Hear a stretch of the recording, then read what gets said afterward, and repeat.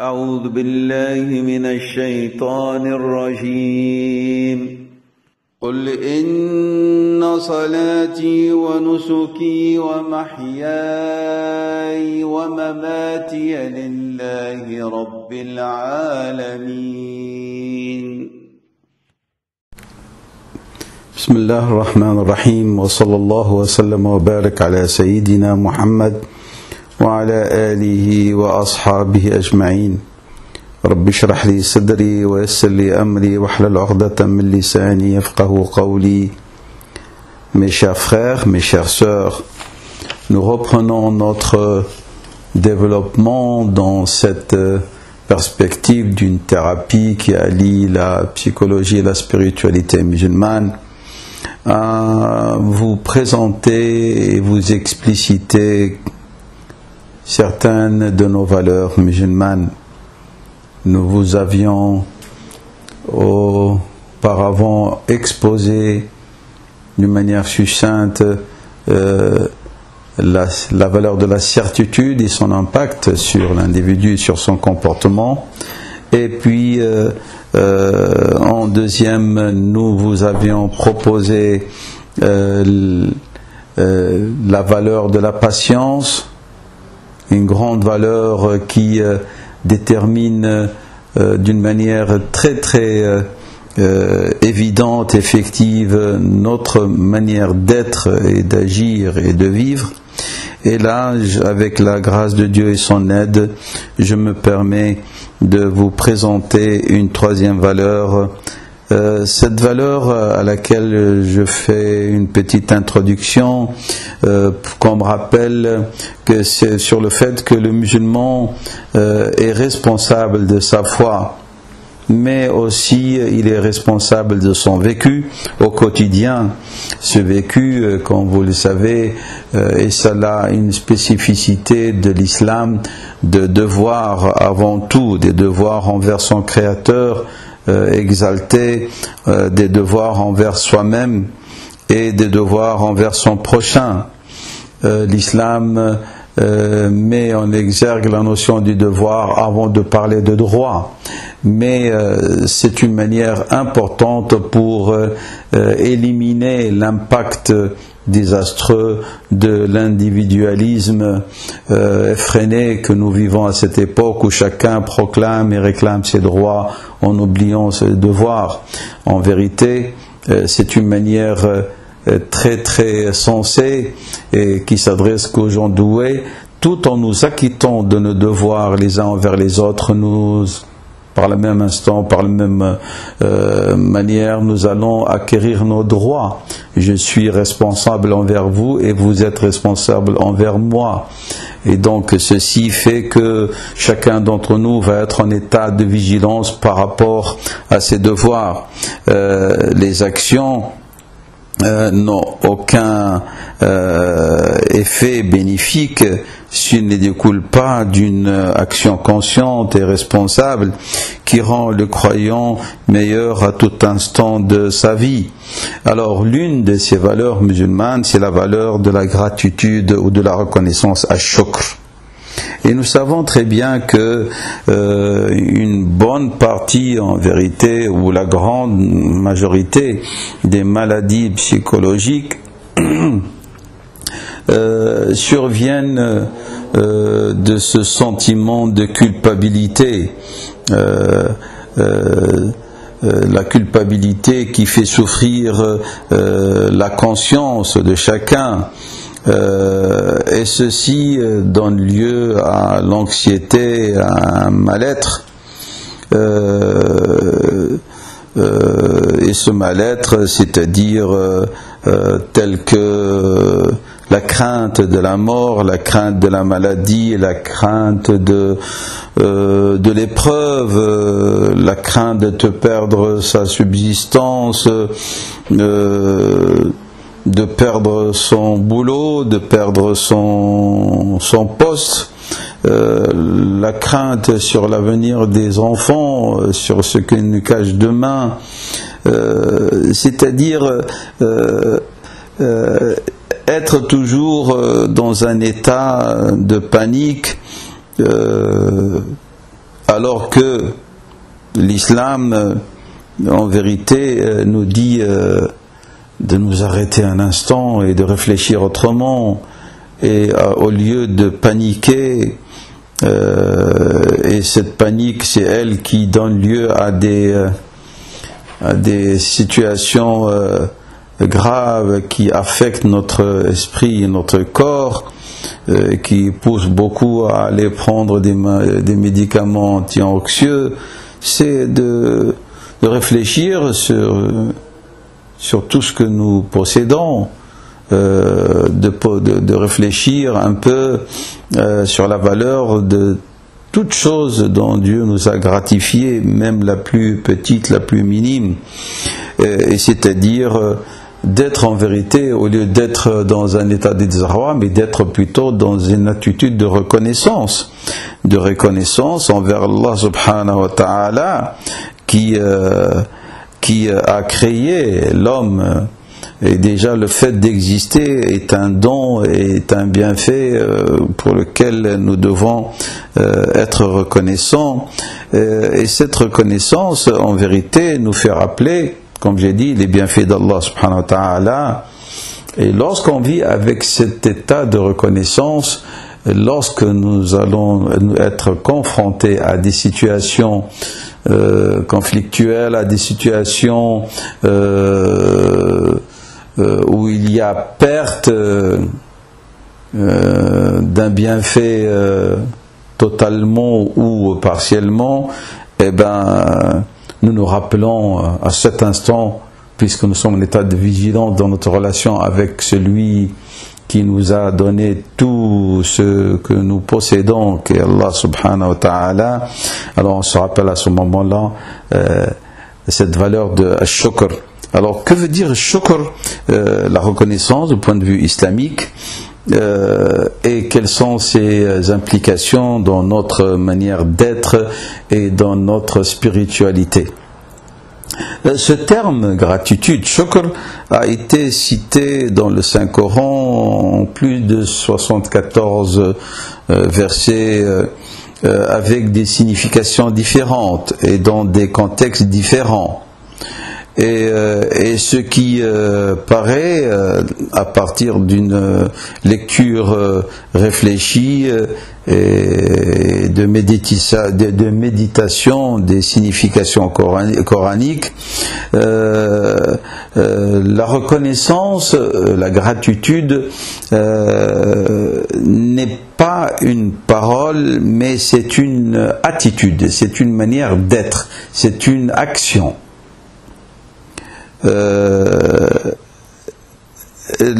Lorsqu'on parle de reconnaissance,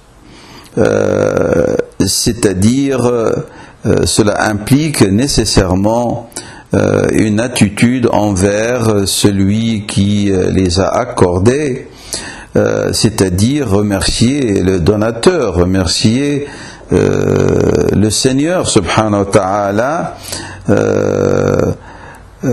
Et une fois que ce remerciement, nous allons en vérité le reproduire dans notre manière de nous comporter, c'est-à-dire c'est pas uniquement une reconnaissance morale, car la philosophie du Coran va plus loin avec dans son exposé des significations de cette valeur de shukr, pour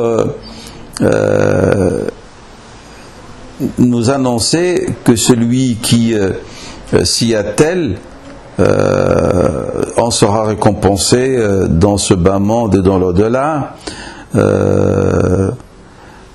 c'est-à-dire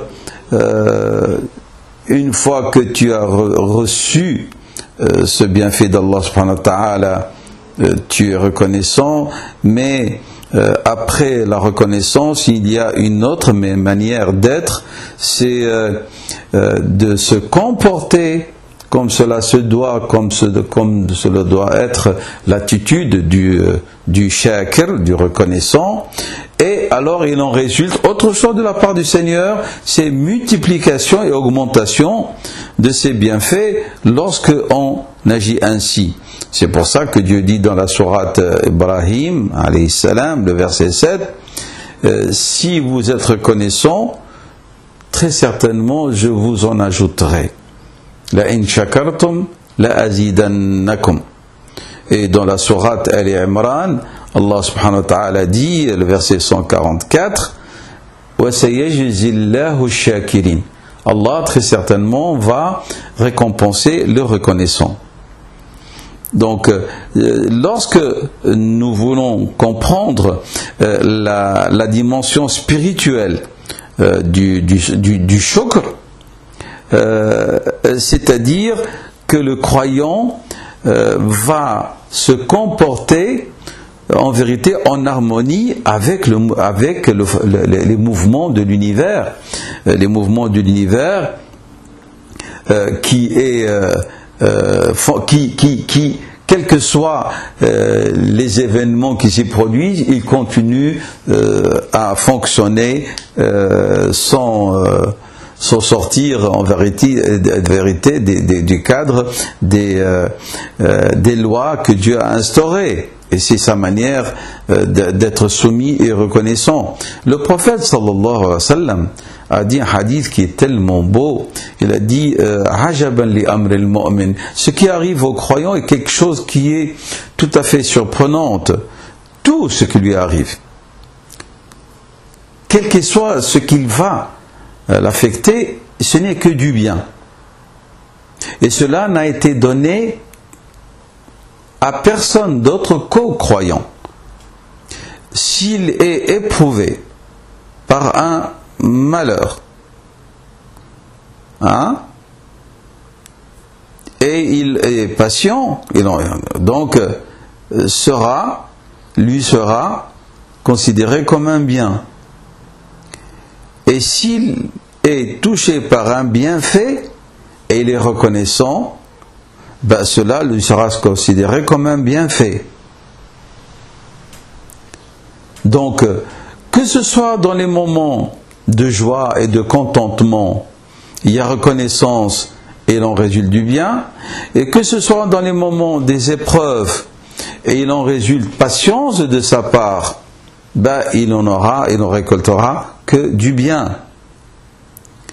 Et Dieu subhanahu wa ta'ala explique ce qu'il a révélé à son prophète sallallahu alayhi wa sallam à travers ce hadith dans la sourate Al-Qamar, les versets 34-35, il dit kadhalika najzi man shakar, c'est ainsi que nous récompensons celui qui est reconnaissant. Donc cette reconnaissance, quels sont ses effets? Ces effets sont innombrables. Et c'est comme ils sont innombrables les bienfaits d'Allah subhanahu wa ta'ala. Les bienfaits de Dieu subhanahu wa ta'ala, tels que le bienfait de l'existence, le bienfait de la guidance, le bienfait de l'assistance et de la foi, les bienfaits matériels. Et c'est pour ça que Dieu dit et rappelle à ses serviteurs en leur disant et si vous cherchez à recenser les bienfaits de Dieu, vous n'y arriverez pas. Le serviteur, il remercie Allah subhanahu wa ta'ala, et lorsqu'il le remercie, ceci va donner lieu à un sentiment de satisfaction, un sentiment d'être proche d'Allah subhanahu wa ta'ala. Et nous le constatons dans nos relations humaines. Lorsque quelqu'un vous rend service et il fait du bien envers vous, comment est-ce que vous allez réagir? Et quel type de relation s'ensuit-il après son soutien, après sa bonté?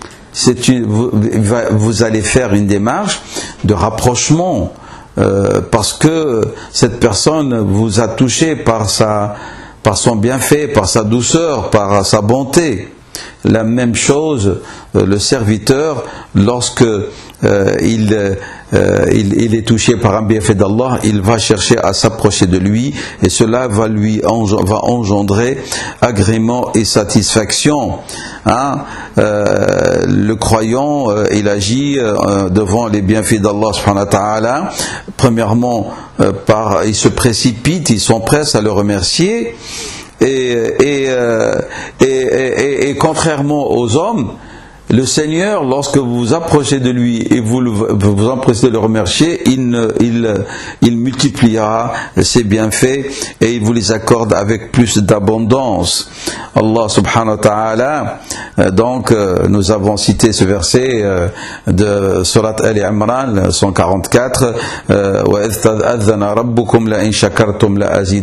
et lorsque votre Seigneur a décrété, si vous êtes reconnaissant, très certainement je vous en rajouterai. Sayyidina Ali radiyallahu anhu, que Dieu l'agrée, il a dit le bienfait sera suivi de bienfait par la reconnaissance, et la reconnaissance donnera lieu à l'augmentation.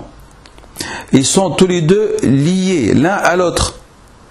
Tant qu'il y a reconnaissance, il y aura toujours augmentation, jusqu'à ce que le serviteur arrête d'être reconnaissant. Alors il n'y aura plus de multiplication ni d'augmentation. Ibn al-Qayyim rahimahullah a dit la reconnaissance, c'est que il y a manifestation de ces bienfaits d'Allah subhanahu wa ta'ala sur la langue du serviteur, et en même temps une reconnaissance au niveau de son cœur. Et cela va donner lieu à quoi?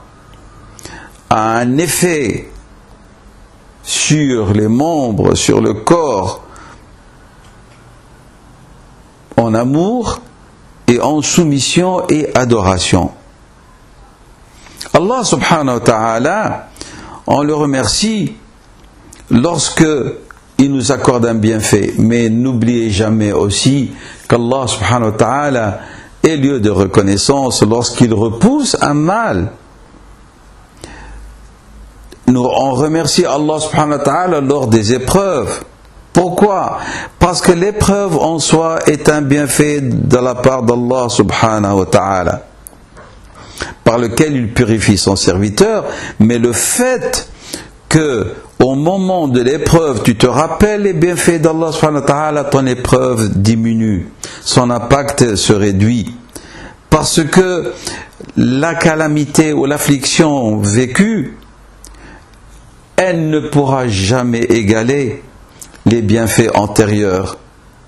Et de point de vue foi, le fait d'être touché par cette ni'ma d'Allah subhanahu wa ta'ala, et aussi d'être touché par cette mihna, épreuve, qui doit être accueillie avec patience et reconnaissance, fait que cette mihna, cette épreuve, devient une ni'ma, un bienfait, pour celui qui espère en Dieu au jugement dernier, puisqu'il en sera gratifié par une récompense multipliée.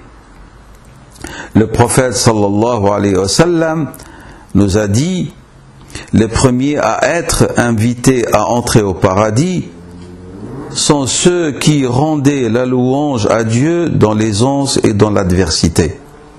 Rapporté par Muslim. C'est ainsi, la reconnaissance et la gratitude doivent être permanentes, quelle qu'elle soit la situation et l'état par lequel passe le serviteur. La seule chose dont on doit demander à Allah subhanahu wa ta'ala la préservation, c'est l'état des gens de l'enfer. Allah subhanahu wa ta'ala nous rappelle sans cesse dans le Saint-Coran ses bienfaits, pour que nous soyons reconnaissants et ne n'oublions pas. Bien que Dieu nous dit, et que peu parmi mes serviteurs sont reconnaissants. D'où la qualité de la reconnaissance. Cette valeur de la reconnaissance est un élément important et qui exprime la qualité de notre foi. Allah nous dit, et Allah vous a sorti des ventres de vos mères, des matrices de vos mamans, ignorants. Et puis il vous a accordé, lui, et la vue, et les cœurs, peut-être vous allez vous en rendre compte et vous en serez reconnaissant. Le fait de recenser, même si on n'arrive pas à les recenser, les bienfaits d'Allah subhanahu wa ta'ala, nous fait comprendre toute cette bienveillance divine. Allah subhanahu wa ta'ala nous a fait sortir du néant et il nous a donné les moyens par lesquels nous percevons les choses. C'est ainsi que vous devez lui être reconnaissant. Et c'est l'attitude en vérité de toute personne sensée. La reconnaissance, la gratitude envers Dieu exalté, c'est l'une des vertus du cœur, disent nos savants. Dieu a exalté, a lié la vertu l'a lié à la vertu de son souvenir par sa glorification et la vertu de la reconnaissance. Il a dit, subhanahu wa ta'ala, « Souvenez-vous de moi, je me souviendrai de vous. Remerciez-moi et ne soyez pas ingrats. » C'est dans la sourate 2, le verset 152. La vertu du shukr, de la gratitude, est une qualité aussi précieuse que rare. Car l'homme, occupé par ses projets de vie, par ses désirs, submergé par son ego, oublie le vrai donateur, Allah subhanahu wa ta'ala. Dieu exalté dit, alors il y a peu d'entre mes serviteurs qui sont reconnaissants, c'est la sourate Saba, le verset 13. La reconnaissance, mes frères et mes sœurs, est une valeur fondamentale très importante dans notre vie. Être vigilant pour ne pas tomber dans l'oubli et se remémorer les bienfaits de notre Seigneur à travers les choses les plus ordinaires, les plus anodines. Avoir un abri au-dessus de sa tête, un lit pour dormir, de la nourriture, être sain dans son corps, dans son esprit, et en cas de privation, être reconnaissant pour tant d'autres choses auxquelles on ne prête pas attention.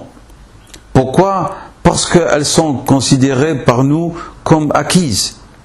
Être reconnaissant, c'est de pouvoir s'exprimer et de pouvoir exprimer notre reconnaissance envers Dieu. Et c'est pour ça qu'Allah subhanahu wa ta'ala nous dit, quiconque est reconnaissant n'est que reconnaissant qu'envers soi-même. Quant à celui qui est ingrat, en vérité, Allah ne dispense de tout et se dispense de tout et il est digne de louange. C'est la sourate 31, le verset 12. La reconnaissance dans l'adversité et les épreuves, c'est la meilleure forme de reconnaissance. Un sage a dit, rahimahullah, c'est là un signe que Dieu pense à son serviteur. Il parle des épreuves. La reconnaissance, c'est l'adoration, c'est la dévotion des gens vertueux. Lorsque Dieu, subhanahu wa ta'ala, parle de son prophète Noé alayhi salam, et il fait son éloge, il dit « Innahu kana abdan shakura » Il était un serviteur reconnaissant. La sourate l'Ascension, le verset 3. Par quoi Dieu l'a-t-il loué par cette qualité? Parce qu'il a réalisé les différentes stations et formes de reconnaissance. Il était reconnaissant envers Allah subhanahu wa ta'ala par son cœur, c'est-à-dire par la foi. Il était reconnaissant envers Allah subhanahu wa ta'ala par la langue, en le louant subhanahu wa ta'ala, pour tout bienfait. Et il était reconnaissant envers Allah subhanahu wa ta'ala par l'action, c'est-à-dire une action par laquelle il a soumis son nafs à l'adoration d'Allah subhanahu wa ta'ala. Et il était reconnaissant parce qu'il a utilisé les bienfaits, d'Allah subhanahu wa ta'ala dans ce qui plaît à Allah subhanahu wa ta'ala.